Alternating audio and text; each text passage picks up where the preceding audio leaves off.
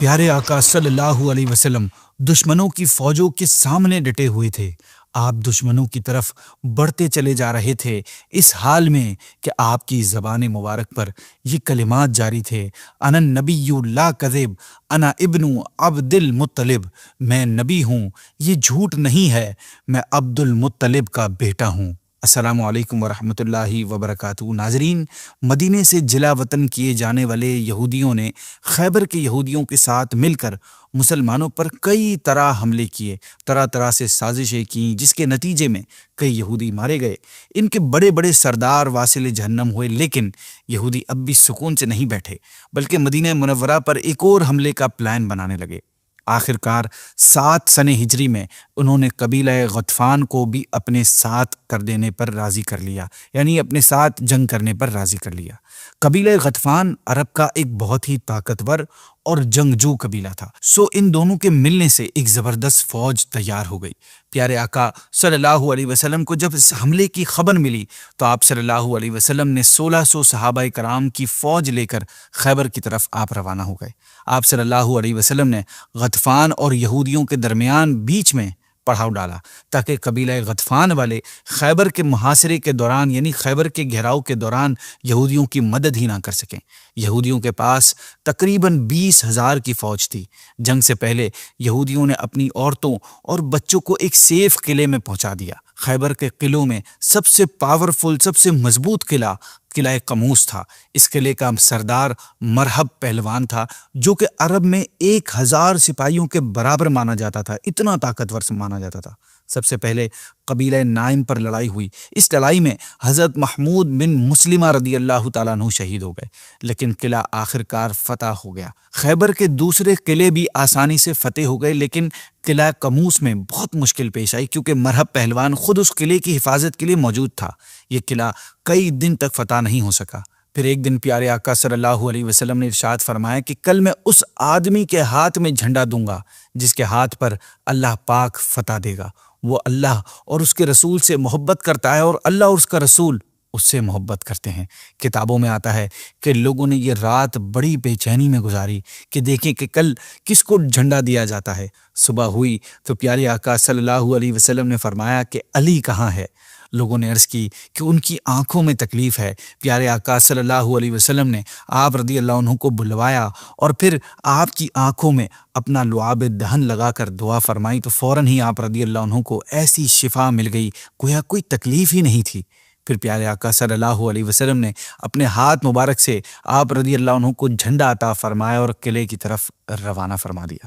ناظرین، ایک طرف مولا علی تھے اللہ کے شیر، اور دوسری طرف مرحب پہلوان تھا۔ آپ رضی اللہ عنہ نے پہلے ہی حملے میں ذوالفقار تلوار سے اتنا زوردار وار کیا کہ تلوار مرحب کا سر کو کاٹتی ہوئی دانتوں تک اتر آئی، اور اس وار کی گونج لشکر تک سنائی دی، اور پھر بالآخر شیر خدا کے ہاتھوں یہ قلعہ فتح ہو گیا۔ ناظرین، خیبر کی لڑائی سے فارغ ہو کر پیارے آقا صلی اللہ علیہ وسلم وادی القریٰ تشریف لے گئے۔ یہ ایک وادی تھی جہاں یہودیوں کی چند بستیاں آباد تھیں۔ آپ صلی اللہ علیہ وسلم جنگ کے ارادے سے یہاں نہیں آئے تھے، مگر یہاں کے یہودی چونکہ جنگ کرنے کے لیے تیار تھے، اس لیے انہوں نے پیارے آقا صلی اللہ علیہ وسلم پر تیر برسانا شروع کر دیے۔ چنانچہ آپ صلی اللہ علیہ وسلم کے ایک غلام جو اونٹ سے کجاوا اتار رہے تھے، اسی تیر اندازی کے دوران تیر لگنے سے شہید ہو گئے۔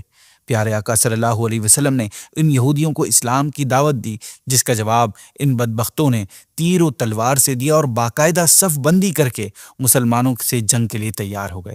مجبوراً مسلمانوں نے بھی جنگ شروع کر دی۔ 4 دن تک پیارے آقا صلی اللہ علیہ وسلم نے ان یہودیوں کو محاصرہ کیے، ان کو اسلام کی دعوت دیتے رہے، مگر یہ لوگ مسلسل اپنی ضد پر اڑے رہے اور لڑتے ہی رہے۔ پھر آخر کار 10 یہودی واصل جہنم ہوئے اور مسلمانوں کو فتح مبین حاصل ہو گئی۔ اس کے بعد اہل خیبر کی شرطوں پر ان لوگوں نے بھی صلح کر لی کہ مقامی پیداوار کا آدھا حصہ مدینے بھیجتے رہیں گے۔ ناظرین، چونکہ حدیبیہ کی صلح نامے میں ایک پوائنٹ یہ بھی تھا کہ نیکسٹ ایئر آپ صلی اللہ علیہ وسلم مکہ آ کر عمرہ ادا کریں گے اور 3 دن تک مکے میں ہی رکیں گے۔ سو آپ صلی اللہ علیہ وسلم نے ماہ ذوالقعدہ سن 7 ہجری میں عمرے کے ادا کرنے کی نیت سے مکے کے لیے روانہ ہونے کا ارادہ فرمایا اور اعلان کرا دیا کہ جو لوگ پچھلے سال حدیبیہ میں شریک تھے وہ سب میرے ساتھ چلے۔ چنانچہ سوائے ان لوگوں کے جو جنگ خیبر میں شہید یا وفات پا چکے تھے، سب نے آپ صلی اللہ علیہ وسلم کے ساتھ عمرے کی سعادت حاصل کی۔ ناظرین، یہ تو واقعات تھے سن 7 ہجری کے۔ اگر ہم بات کریں سن 8 ہجری کی تو سن 8 ہجری کا پہلا مشہور واقعہ ہے غزوہ موتا۔ اس جنگ کا بیک گراؤنڈ یہ ہے کہ پیارے آقا صلی اللہ علیہ وسلم نے حضرت حارث بن عمیر رضی اللہ تعالیٰ عنہ کو قاصد بنا کر کیسر روم کے نام ایک خط دے کر روانہ فرمایا۔ راستے میں کیسر روم کے ایک گورنر شرحبیل بن عمر نے پیارے آقا صلی اللہ علیہ وسلم کے اس قاصد کو روک کر پوچھا، کیا تم محمد صلی اللہ علیہ وسلم کے قاصد ہو؟ آپ رضی اللہ عنہ نے ہاں میں جواب دیا تو اس بدبخت نے قاصد رسول کو رسیوں سے باندھ کر نہایتی بے دردی کے ساتھ شہید کر دیا۔ اس حادثے سے پیارے آقا صلی اللہ علیہ وسلم کو بہت صدمہ پہنچا۔ سو آپ صلی اللہ علیہ وسلم نے 3000 مسلمانوں کا لشکر تیار فرمایا اور اپنے ہاتھ مبارک سے سفید رنگ کا جھنڈا باندھ کر حضرت زید بن حارثہ رضی اللہ تعالیٰ عنہ کے ہاتھ میں دیتے ہوئے انہیں فوج کا کمانڈر بنا کر روانہ فرمایا اور فرما دیا کہ ان کی شہادت ہو جائے تو قیادت پھر حضرت جعفر رضی اللہ تعالیٰ عنہ کریں گے، اور پھر ان کے بعد حضرت عبداللہ بن رواحہ رضی اللہ تعالیٰ عنہ، اور اس کے بعد جسے مسلمان چن لیں۔ اس مٹھی بھر لشکر کو رخصت کرنے کے لیے پیارے آقا صلی اللہ علیہ وسلم خود تشریف لے گئے اور لشکر کے کمانڈر کو حکم فرمایا کہ ہمارے قاصد حارث بن عمیر کی شہادت گاہ میں جاؤ، پہلے وہاں کے کفار کو اسلام کی دعوت دینا، اگر وہ لوگ اسلام قبول کر لیں تو بہتر، ورنہ تم اللہ پاک کی مدد طلب کرتے ہوئے ان سے جہاد کرنا۔ ناظرین، جب یہ فوج مدینے سے کچھ دور نکل آئی تو خبر ملی کہ خود قیصر روم 1,00,000 کی فوج لے کر مسلمانوں کا مقابلہ کرنے کے لیے آ گیا ہے۔ یہ خبر ملنے کے بعد امیر لشکر حضرت زید بن حارثہ رضی اللہ عنہ نے اپنے لشکر کو پڑھاؤ کا حکم دیا اور ارادہ کیا کہ بارگاہ رسالت میں اس کی اطلاع دے دی جائے اور حکم کا انتظار کیا جائے، مگر حضرت عبداللہ بن رواحہ رضی اللہ تعالیٰ عنہ نے فرمایا کہ ہمارا مقصد فتح یا مال غنیمت نہیں ہے، بلکہ ہمارا مطلوب تو شہادت ہے، اور یہ مقصد ہر وقت اور ہر حالت میں حاصل ہو سکتا ہے۔ آپ رضی اللہ عنہ کی یہ تقریر سن کر ہر سپاہی جوش میں تازہ ہو گیا۔ ان شارٹ یہ کہ یہ اسلامی فوج موتا کی سرزمین میں داخل ہو گئی اور وہاں پہنچ کر دیکھا کہ واقعی ایک بہت بڑا لشکر بے پناہ تیاریوں کے ساتھ جنگ کے لیے کھڑا ہے۔ ناظرین، 1,00,000 کے لشکر کا بھلا 3,000 سے مقابلہ ہی کیا، مگر مسلمان اللہ پاک کے بھروسے پر مقابلے کے لیے ڈٹ گئے۔ حضرت زید بن حارثہ رضی اللہ عنہ نے لڑائی شروع ہونے سے پہلے کفار کو اسلام کی دعوت دی تو انہوں نے اسلامی لشکر پر حملہ کرنا شروع کر دیا۔ یہ منظر دیکھ کر آپ رضی اللہ عنہ گھوڑے سے اتر کر میدان جنگ میں کود پڑے۔ آپ کی دیکھا دیکھی مسلمانوں نے بھی نہایتی جوش اور جذبات کے ساتھ لڑنا شروع کر دیا۔ کافروں نے آپ رضی اللہ عنہ پر نیزوں اور برچھیوں کی برسات کر دی۔ یوں آپ رضی اللہ عنہ بہادری سے لڑتے ہوئے شہید ہو گئے۔ حضرت زید بن حارثہ رضی اللہ تعالیٰ عنہ کی شہادت کے بعد حضرت جعفر طیار رضی اللہ تعالیٰ عنہ نے پرچم تھاما اور دشمنوں پر ٹوٹ پڑے۔ آپ رضی اللہ عنہ لڑتے لڑتے گھوڑے سے نیچے اتر آئے اور آگے بڑھ کر مردانہ وار مقابلہ کرنے لگے۔ لڑائی کے دوران ایک رومی شخص نے آگے بڑھ کر آپ رضی اللہ عنہ کے بازو پر اتنی زور سے وار کیا کہ آپ کا بازو جسم سے جدا ہو گیا۔ آپ نے جھنڈا دوسرے ہاتھ میں لے لیا، اس نے دوسرے بازو پر وار کر کے اسے بھی جسم سے جدا کر دیا، تو آپ نے پرچم اپنی گود میں رکھ کر کٹے ہوئے بازوؤں سے اسے تھامے رکھا۔ کفار نے مزید وار کر کر کے آپ کے جسم مبارک کے 2 حصے کر دیے۔ یوں پیارے آقا صلی اللہ علیہ وسلم کی یہ عظیم صحابی صرف 33 سال کی جوان عمر میں شہید ہو گئے۔ شہادت کے بعد دیکھا گیا تو آپ رضی اللہ عنہ کے بدن پر نیزوں اور تلواروں کے 90 سے زیادہ زخم تھے۔ حیرانی کی بات یہ ہے کہ کوئی زخم بھی آپ کی پیٹھ کے پیچھے نہیں لگا تھا، بلکہ سب کے سب زخم سامنے کی طرف لگے تھے۔ خیر ناظرین، حضرت جعفر طیار کی شہادت کے بعد پیارے آقا صلی اللہ علیہ وسلم کے فرمان کے مطابق قیادت کا جھنڈا حضرت عبداللہ بن رواحہ رضی اللہ تعالیٰ عنہ نے سنبھالا۔ آپ رضی اللہ عنہ نے فوراً پرچم اسلام ہاتھ میں لیا اور لشکر کی کمان سنبھال کر بہادری سے دشمنوں پر ٹوٹ پڑے۔ لڑتے لڑتے آپ کی انگلی کٹ گئی تو اپنے آپ سے فرمایا کہ ابھی صرف انگلی کٹی ہے اور یہ کوئی بڑا کارنامہ نہیں ہے۔ پھر آپ مزید بہادری اور جانبازی کے ساتھ لڑنے لگے، لیکن فائنلی زخموں سے نڈھال ہو کر آپ بھی زمین پر گر پڑے اور شہید ہو گئے۔ ناظرین، پیارے آقا صلی اللہ علیہ وسلم نے جب اس لشکر کو مدینے سے روانہ فرمایا تھا اور ایک کے بعد دوسرے کی قیادت کی وصیت فرمائی تھی تو وہیں ایک نعمان نام کا ایک یہودی بھی یہ سب سن رہا تھا۔ اس نے کہا، اے ابو القاسم، اگر آپ سچے نبی ہیں تو یہ تینوں ضرور شہید ہوں گے، کیونکہ بنی اسرائیل کے نبی جب بھی یوں کسی کا نام لیتے تھے، اگر 100 افراد کا نام بھی لے لیتے تو وہ سبھی شہید ہو جاتے تھے۔ سو ایسا ہی ہوا، یہ تینوں عظیم سپہ سالار میدان موتا میں شہید ہو گئے۔ ان تینوں عظیم صحابہ کی شہادت کے بعد حضرت سیدنا ثابت بن ارقم رضی اللہ تعالیٰ عنہ نے جھنڈا اٹھا لیا اور مسلمانوں کو آواز دے کر فرمایا کہ میں اپنے میں سے کسی کو سپہ سالار چن لوں، تو مسلمانوں نے فوراً خالد بن ولید رضی اللہ تعالیٰ عنہ کو چن لیا اور لشکر کی قیادت آپ رضی اللہ عنہ کے حوالے کر دی۔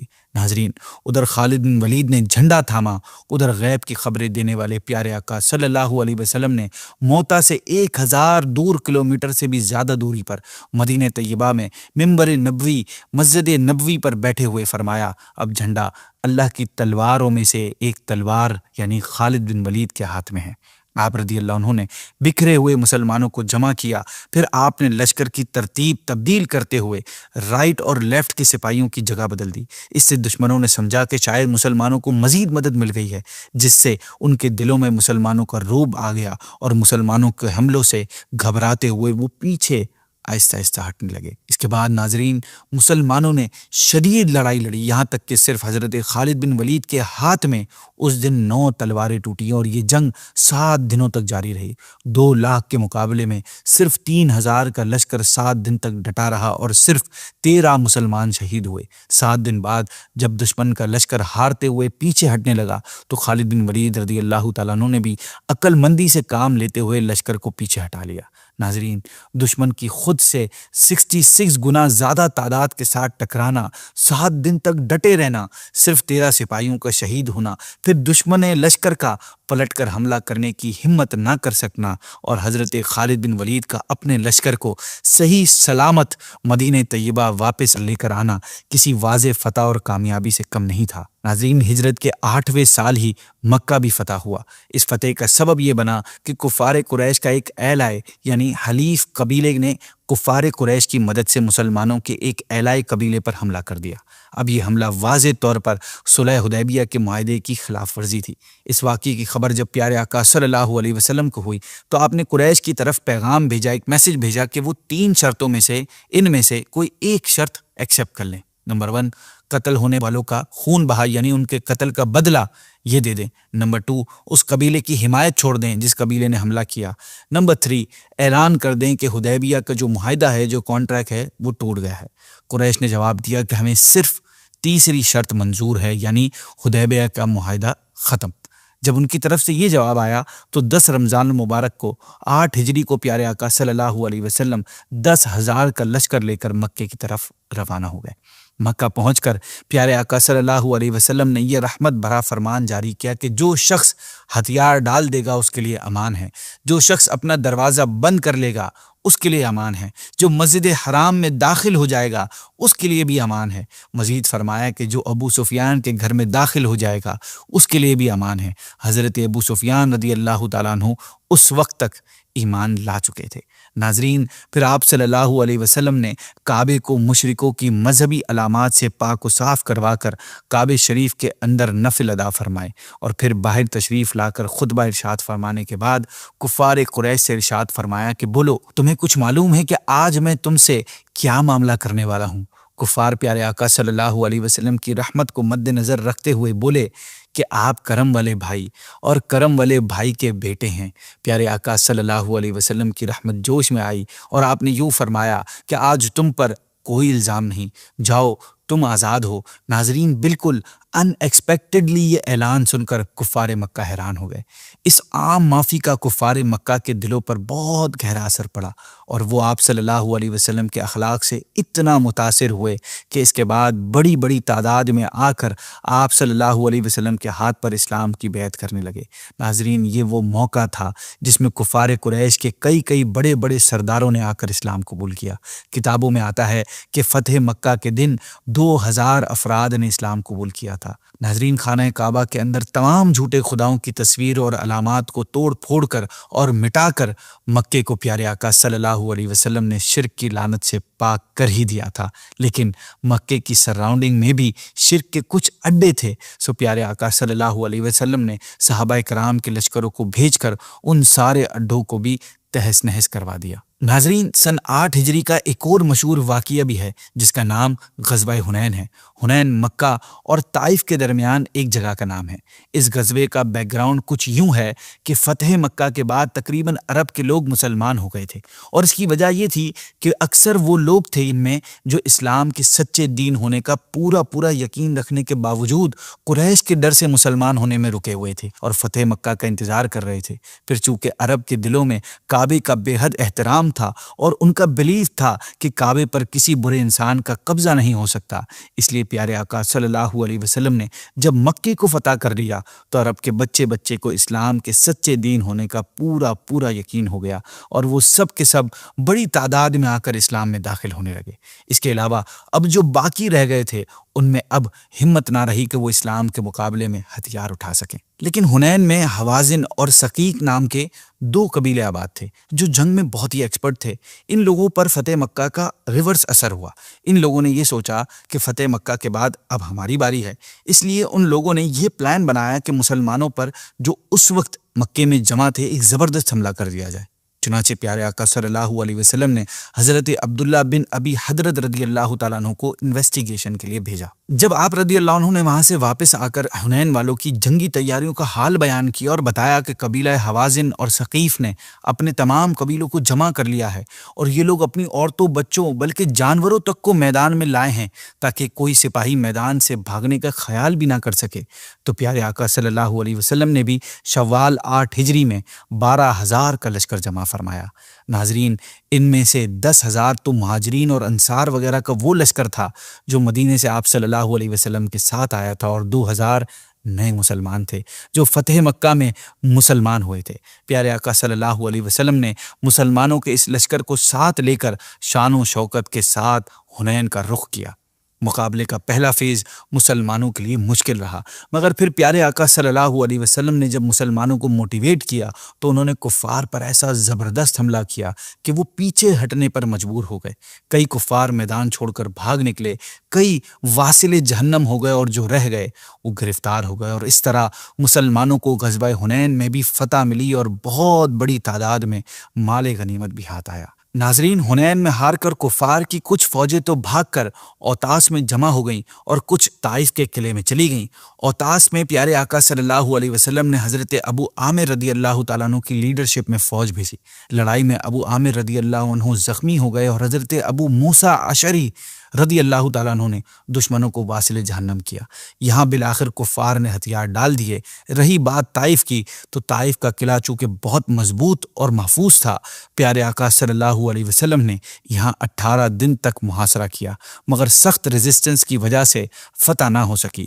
پھر صحابہ سے مشورہ کرنے کے بعد پیارے آقا صلی اللہ علیہ وسلم نے محاصرہ ختم کر دیا۔ ناظرین، طائف سے روانگی کے وقت صحابہ کرام نے پیارے آقا صلی اللہ علیہ وسلم سے ریکویسٹ کی کہ آپ قبیلہ ثقیف کے کفار کے لیے ہلاکت کی دعا فرما دیجیے، تو آپ صلی اللہ علیہ وسلم نے دعا مانگی کہ یا اللہ ثقیف کو ہدایت دے اور ان کو میرے پاس پہنچا دے۔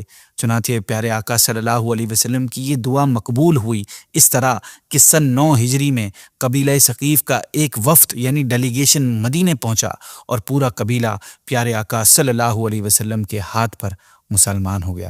ناظرین، اسی کے ساتھ ہماری یہ والی ایپیسوڈ کا وقت مکمل ہوا۔ نیکسٹ ایپیسوڈ میں ہم انشاءاللہ نیکسٹ ہجری کے حالات سنیں گے۔ السلام علیکم ورحمۃ اللہ وبرکاتہ۔